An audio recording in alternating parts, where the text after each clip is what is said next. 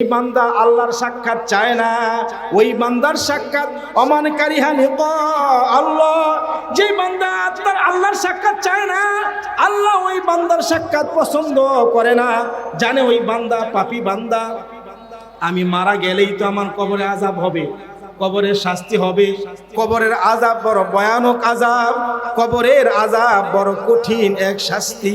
কবর এমন একটা আযাবের জায়গা, ওই জায়গার মধ্যে আযাব যখন শুরু হয়ে যায়, ওই আযাব দুনিয়ার মানুষ দেখে না, এই জন্য বোঝে না। এই জন্য বাবারা আমার, ইমানদার নেককার বান্দা মৃত্যুকে ভয় পায় না। মৃত্যুকে ভয় পায়, এই জন্য নেককার বান্দার মৃত্যু। একটা হাদিসের দিকে আপনাদেরকে নিয়ে যাব। ইবনে আব্বাস রাদিয়াল্লাহু তাআলা আনহু, হযরতে বারা ইবনে আযিব রাদিয়াল্লাহু তাআলা আনহু থেকে বর্ণিত হাদিস। আল্লাহ রাসূল ইবনে আব্বাস একজন সাহাবী, ইবনে আব্বাস মারা গেছে, আনসারী সাহাবী। তারা জানাজা পড়ার জন্য সাহাবীদেরকে নিয়ে রওনা হয়েছে। قال النبي صلى الله عليه وسلم خرجنا مع رسول الله صلى الله عليه وسلم جنازة رجل من الأنصار। আল্লাহ রাসূলের আল্লাহ রাসূল ইবনে আব্বাসের জানাজা পড়ার জন্য রওনা। চলতেছে চলতেছে চলতেছে, জানাজা সামনে হবে, রাসূল বসে গেলেন। জানাজার লাশ সামনে কবর খনন করা হয়েছে, রাসূল জানাজার খাটের সামনে দাঁড়িয়ে গিয়েছে। এমন সময় সবাই অপেক্ষায় জানাজা পড়বে, এমন সময় সবাই অপেক্ষায় জানাজা পড়বে। রাসূল অপেক্ষা করতেছে জানাজা পড়বে। এমন সময় আসমান থেকে একটা পাখি আসলো। আসমান থেকে একটা পাখি এসে ওই জানাজা ইবনে আব্বাসের কাপড়ের ভিতরে পাখিটা ঢুকে গেছে।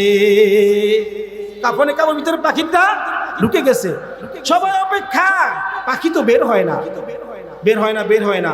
সাহাবা কেরাম প্রশ্ন করলেন, ইয়া রাসূলুল্লাহ, পাখিটা তো বের হচ্ছে না, আমরা দেখলাম পাখি কাপড়ের ভিতরে ঢুকে গেল। এমন সময় আসমান থেকে আওয়াজ চলে আসছে, এটা নেককার বান্দা, এটা ইমানদার বান্দা।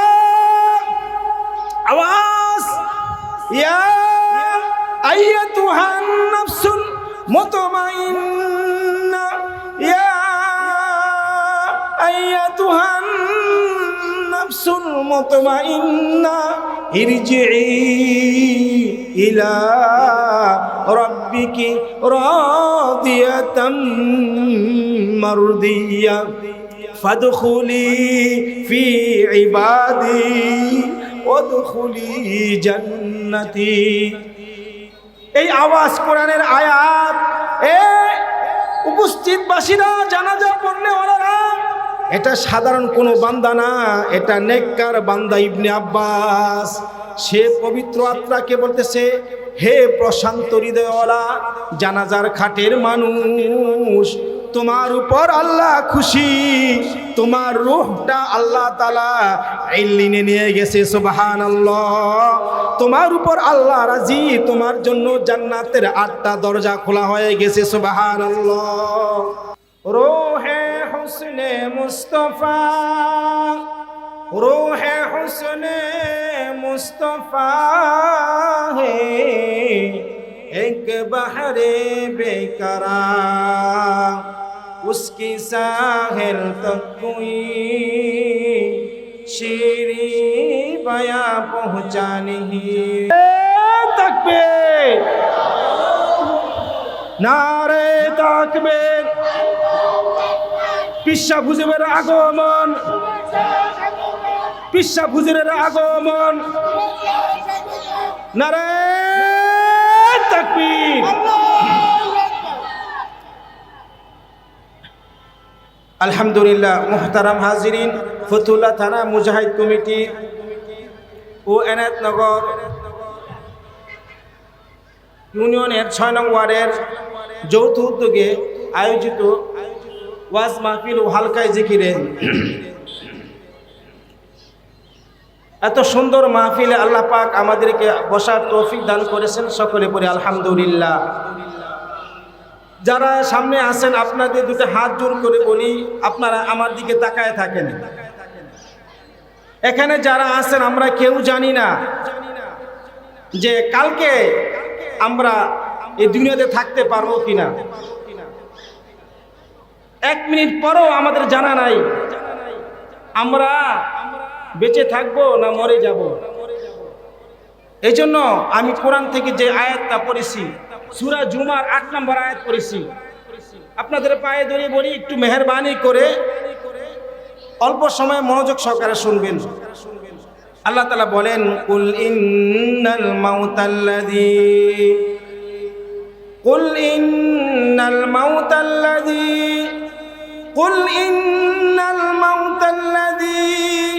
তাফিরুনা মিনহু ফাইন্নাহু মুলাকীকুম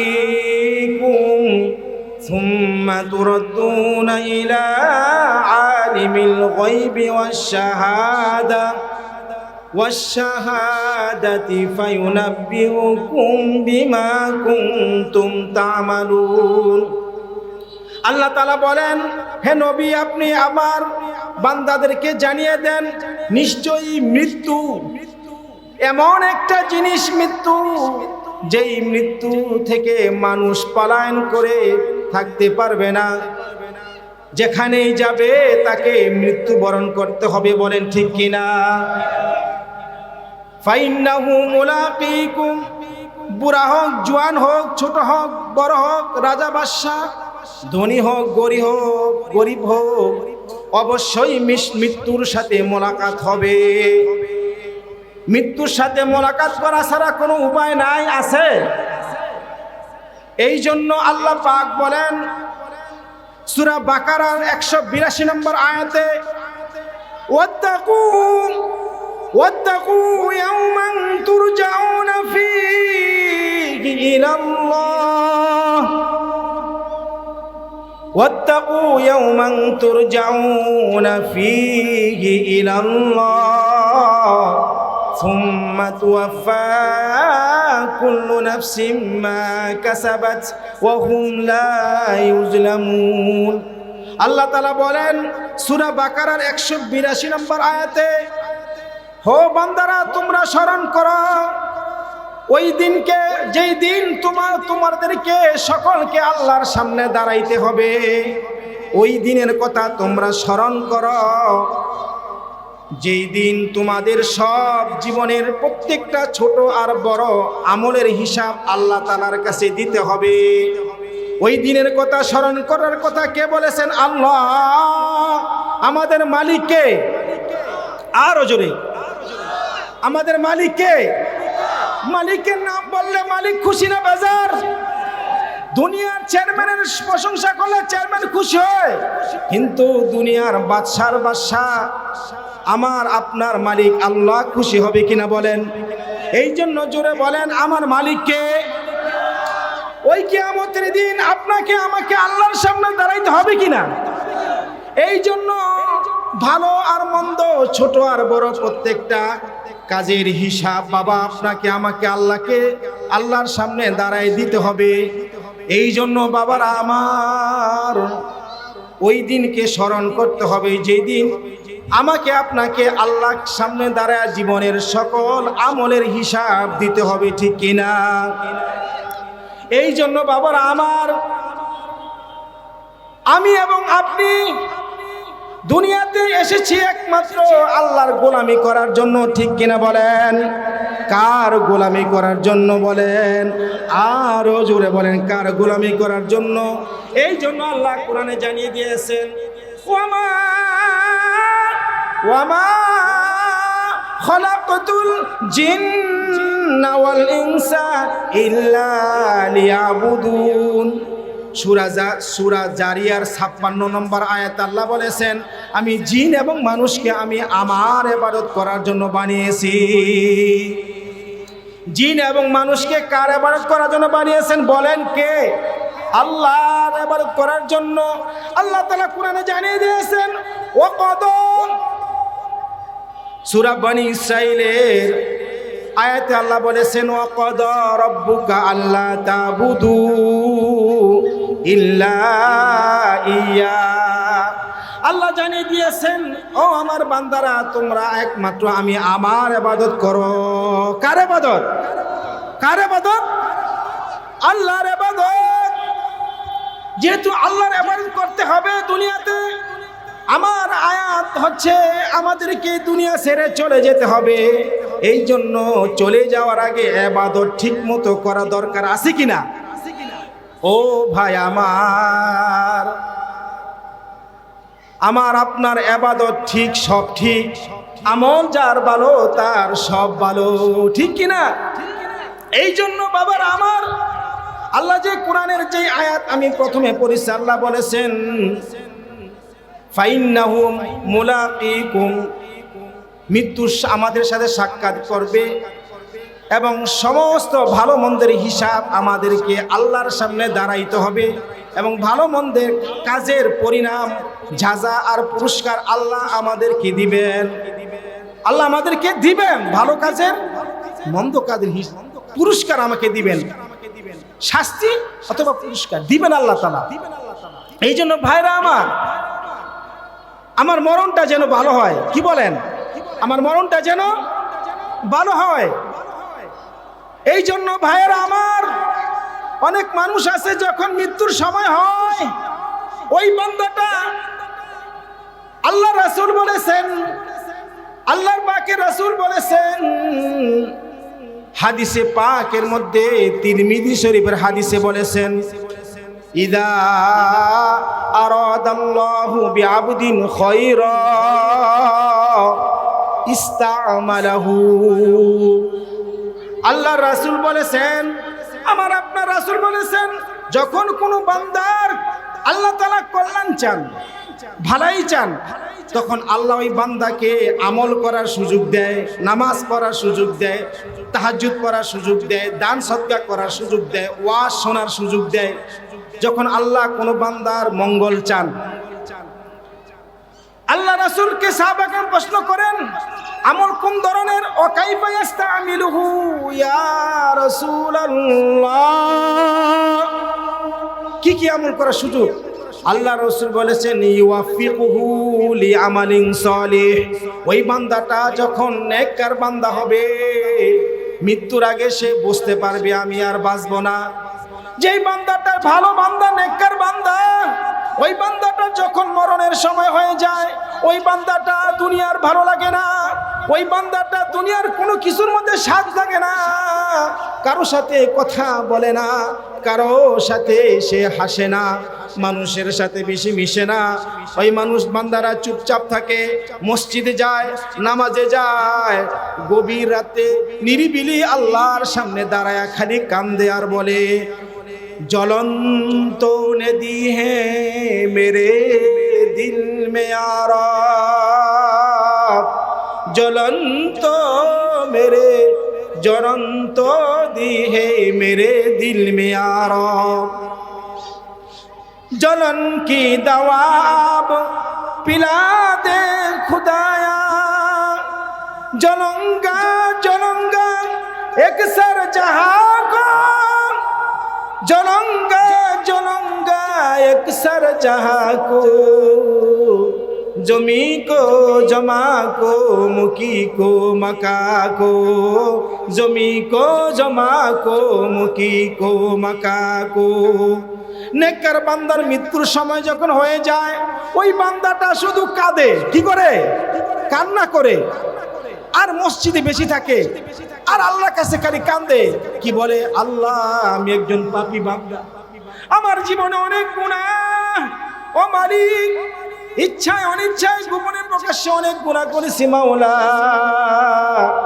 ও মাওলা আমি মনে হয় আর বাঁচবো না।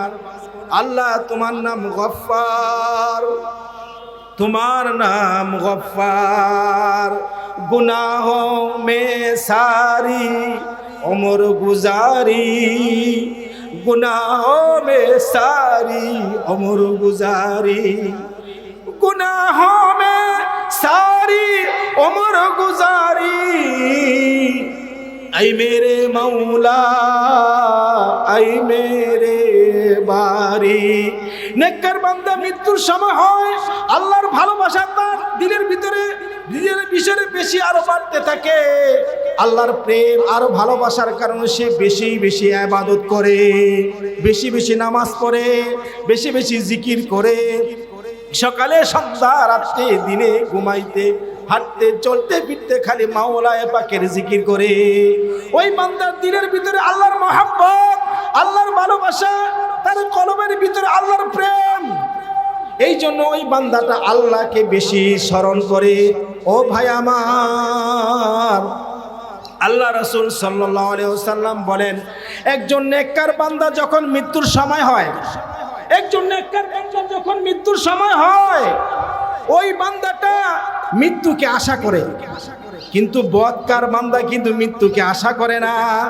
কারণ নেককার বান্দার ব্যাপারে রাসূল বলেছেন কি, قال النبي صلى الله عليه وسلم قال النبي صلى الله عليه وسلم من أحب لقاء الله أحب الله لقاءه ومن كره لقاء الله كره الله لقاءه। একজন নেককার বান্দা যখন মরণের সময় হয়, ওই বান্দাটা মৃত্যুর জন্য প্রস্তুত থাকে, ভয় পায় না। আর বদকার বান্দা, নেককার বান্দার এই প্রস্তুতিটা আল্লাহ মহব্বত করে, পছন্দ করে। যে বান্দা আল্লাহর সাক্ষাৎ চায়, আল্লাহ ওই বান্দার সাক্ষাৎ কামনা করে। যেই বান্দা আল্লাহর সাক্ষাৎ চায় না, ওই বান্দার সাক্ষাৎ অমানকারী লিকা আল্লাহ। যে বান্দা তার আল্লাহর সাক্ষাৎ চায় না, আল্লাহ ওই বান্দার সাক্ষাৎ পছন্দ করে না। জানে ওই বান্দা পাপী বান্দা, আমি মারা গেলেই তো আমার কবরে আযাব হবে, কবরের শাস্তি হবে, কবরের আযাব বড় ভয়ানক আযাব, কবরের আযাব বড় কঠিন এক শাস্তি। কবর এমন একটা আযাবের জায়গা, ওই জায়গার মধ্যে আযাব যখন শুরু হয়ে যায়, ওই আযাব দুনিয়ার মানুষ দেখে না, এই জন্য বোঝে না। এই জন্য বাবারা আমার, ইমানদার নেককার বান্দা মৃত্যুকে ভয় পায় না, মৃত্যুকে ভয় পায়। এই জন্য নেককার বান্দার মৃত্যু, একটা হাদিসের দিকে আপনাদেরকে নিয়ে যাব। ইবনে আব্বাস রাদিয়াল্লাহু তাআলা আনহু, হযরতে বারা ইবনে আযিব রাদিয়াল্লাহু তাআলা আনহু থেকে বর্ণিত হাদিস। আল্লাহ রাসূল, ইবনে আব্বাস একজন সাহাবী, ইবনে আব্বাস মারা গেছে, আনসারী সাহাবী। তার জানাজা পড়ার জন্য সাহাবীদেরকে নিয়ে রওনা হয়েছে। قال النبي صلى الله عليه وسلم خرجنا مع رسول الله صلى الله عليه وسلم جنازة رجل من الأنصار। আল্লাহ রাসূলের আল্লাহ রাসূল ইবনে আব্বাসের জানাজা পড়ার জন্য রওনা। চলতেছে চলতেছে চলতেছে, জানাজা সামনে হবে, রাসূল বসে গেলেন। জানাজার লাশ সামনে, কবর খনন করা হয়েছে, রাসূল জানাজার খাটের সামনে দাঁড়িয়ে গিয়েছে। এমন সময় সবাই অপেক্ষায় জানাজা পড়বে, এমন সময় সবাই অপেক্ষায় জানাজা পড়বে, রাসূল অপেক্ষা করতেছে জানাজা পড়বে। এমন সময় আসমান থেকে একটা পাখি আসলো। আসমান থেকে একটা পাখি এসে ওই জানাজার ইবনে আব্বাসের কাপড়ের ভিতরে পাখিটা ঢুকে গেছে। কাপড়ের ভিতরে পাখিটা ঢুকে গেছে। সবাই অপেক্ষা, পাখি তো বের হয় না, বের হয় না, বের হয় না। সাহাবা কেরাম প্রশ্ন করলেন, ইয়া রাসূলুল্লাহ, পাখিটা তো বের হচ্ছে না, আমরা দেখলাম পাখি কাপড়ের ভিতরে ঢুকে গেল। এমন সময় আসমান থেকে আওয়াজ চলে আসছে, এটা নেককার বান্দা, এটা ইমানদার বান্দা। আওয়াজ, ইয়া আইয়াতুহান নাফসুল মুতমাইন্না, ইয়া আইয়াতুহান নাফসুল মুতমাইন্না ইরজিই ইলা রাব্বিকি রাদিয়াতাম মারদিয়া ফাদখুলি ফি ইবাদি ওয়াদখুলি জান্নাতি। এই আওয়াজ কোরআনের আয়াত। উপস্থিত বাসীরা, জানাজা পড়লে ওরা, এটা সাধারণ কোনো বান্দা না, এটা নেককার বান্দা ইবনে আব্বাস। সে পবিত্র আত্মাকে বলতেছে, হে প্রশান্ত হৃদয়ওয়ালা জানাজার খাটের মানুষ, তোমার উপর আল্লাহ খুশি, তোমার রূহটা আল্লাহ তাআলা ইল্লিনে নিয়ে গেছে। সুবহানাল্লাহ। তোমার উপর আল্লাহ রাজি, তোমার জন্য জান্নাতের 8টা দরজা খোলা হয়ে গেছে। সুবহানাল্লাহ। জান্নাতের দরজা তার জন্য খোলা হয়ে গেছে, কারণ সে নেককার বান্দা। কিন্তু নেককার বান্দা আমরা হইতে চাই কিনা? সবাই নেককার বান্দা হইতে চাই কি চাই না? আমরা সবাই চাই আমাদের মরণটা যেন ভালো হয়। নেককার বান্দার মৃত্যুর সময় 2টা পুরস্কার আল্লাহ তাআলা দিবেন। আল্লাহ রাসূল বলেছেন ইমানদার বান্দার পুরস্কার মৃত্যুর সময় 2টা পুরস্কার। রাসূল বলেছেন বুশিরা বিরিদওয়ানিল্লাহি ওয়া কারামাতিহি, বুশিরা বিরিদওয়ানিল্লাহ ওয়া কারামাতিহি। একজন নেককার বান্দার মরণের সময় যখন গণে আসে, ওই বান্দার মৃত্যুর সময় আল্লাহ 2টা পুরস্কার আল্লাহ তাআলার 1 নম্বর পুরস্কার ঘোষণা দিয়েছেন রাসূল। আল্লাহ তাআলা তার উপর রাজি আর খুশি হয়ে যায়। সুবহানাল্লাহ। আল্লাহ তার উপর রাজি আর খুশি হয়ে যায়। ও কারামাতিহি, তার জন্য সম্মানের দরজা খুলে দেয়। তার লাশটা যখন ওই ফেরেশতাদের একটা জামাত এসে দাঁড়ায় থাকে, এই লাশটা আমাদের দেন, এই লাশটা আমাদের, ফেরেশতাদের জামাত আইসা দাঁড়ায় থাকে, লাশটা আমাদেরকে দেন। কিন্তু যারা জান কবজা করছে তারা দিতে চায় না। দিতে তো মনে চায় না, দেন। দিতে তো মনে চায় না, দেন, আল্লাহর আদেশ। নেককার বান্দার লাশ নিয়ে প্রথম আসমান, দ্বিতীয় আসমান, তৃতীয় আসমান, প্রত্যেক আসমানে আল্লাহর ফেরেশতারা ইস্তেকবালে দাঁড়িয়ে আছে। আল্লাহর ফেরেশতারা মারহাবা ইয়া আহলাল জান্নাহ, মারহাবা ইয়া আহলাল জান্নাহ, এই কথা বলতে বলতে থেকে 7 আসমান পার করে আল্লাহ তাআলার জান্নাত ইল্লিনে তাকে নিয়ে যায়। সুবহানাল্লাহ। এই জন্য বাবার আমার, নেককার বান্দার একটা মৃত্যু আমরা সকলে চাই কি চাই না? নেককার বান্দা হতে চাই কি চাই না? নেককার বান্দার আরেকটা মৃত্যুর আলামত হলো আমরা যখন একটা বোতলের ভিতরে কি ভরি? পানি ভরি না? আমরা যখন বোতলের ভিতরে পানি ভরি, পানি সব ফালাই দেই না? ফালাই দেওয়ার পরে এই পানির বোতলের নিচের মধ্যে কিছু কয়েক ফোঁটা পানি থাকে না? বোতলের নিচে কয়েক ফোঁটা পানি থাকে।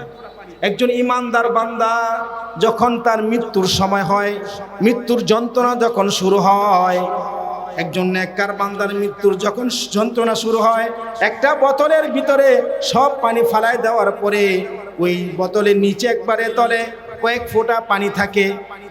ঠিক এই বোতলটা যখন এর উপর করা হয়, উপর করে নিচের দিকে যখন করা হয়, কয়েক ফোঁটা পানি পড়তে সময় লাগে কিনা? বলেন লাগে কিনা? ও ভাই আমার, ও বাবা আমার, ও আমার মা, ও আমার বোন, ও যুবক ভাই, একটু লক্ষ্য করে কানটা লাগায় শোনো ভাই, আপনিও মরবেন, আমিও মরবো, বুড়াও মরে, জোয়ানও মরে, সকলে মরে। প্রতিদিন কত মানুষের লাশ। আজকেও সকালে জানাজা পড়েছি। এমন কোনো সময় নাই, এমন কোনো দিন নাই, রাত নাই যে মানুষ না মরে, ঠিক কিনা? এই জন্য ভাই এত মানুষ মরে, কিন্তু মানুষ মৃত্যুর কথা স্মরণ করে না। মৌত কাসিন কুল্লু নাফসিন শারিবুন, কবর বাইতিন কুল্লু আহদিন দাখিলুন। প্রতিদিন মৃত্যুর হইতেছে মানুষ, কিন্তু মানুষ দেখে মরণের কথা স্মরণ করে না, শুধু দুনিয়া আর দুনিয়া। এই নেককার একজন বান্দা যখন মরণের সময় হয়, সে যেন মায়ের কোলে নবজাতক শিশু যেমন দুগ্ধ পান করতে করতে অজান্তেই মায়ের অজান্তে ঘুমায় যায়, ঠিক তেমন একজন নেককার বান্দা যখন মৃত্যুর স্মরণ হয়, এই নেককার বান্দার সাথে প্রেম আল্লাহর সাথে। কার সাথে বলেন? मोहब्बत एक अजीब शय है, बयां करना नामुमकिन है। जहां बारिश बरसती है वहां बिजली चमकती है। যার मोहब्बत আল্লাহর সাথে হবে, তার দিকে রহমত বৃষ্টির মতো বর্ষণ হইতে থাকে। নেককার বান্দা যখন মৃত্যুবরণ করার সময় হয়, ওই বান্দাটা মায়ের কোলে দুধ খাইতে খাইতে সন্তান যেমন ঘুমায় যায়, ঠিক তেমনি নেককার বান্দাটার মৃত্যুটা ঘুমায় যায় খুব আরামের সাথে, শান্তির সাথে। সুবহানাল্লাহ। ও ভাই, ও আমি ছোট মানুষ, আপনাদের সামনে গুনাহগার মানুষ, অল্প সময় কিছু কথা বললাম দরদ মহব্বত নিয়া। এই কথাগুলো আমল প্রথমে আমাকে করার তৌফিক দান করেন আল্লাহ। এই মাহফিলকে আল্লাহ তাআলা কবুল করেন, ওলামা কামদের আমাদের কষ্ট মেহনত যেন কবুল করেন। যা কিছু বলেছি আমল করার তৌফিক দান করেন। ওয়া আখির দাওয়ানা আলহামদুলিল্লাহি রাব্বিল আলামিন। আসসালামু আলাইকুম ওয়া রাহমাতুল্লাহি ওয়া বারাকাতুহু।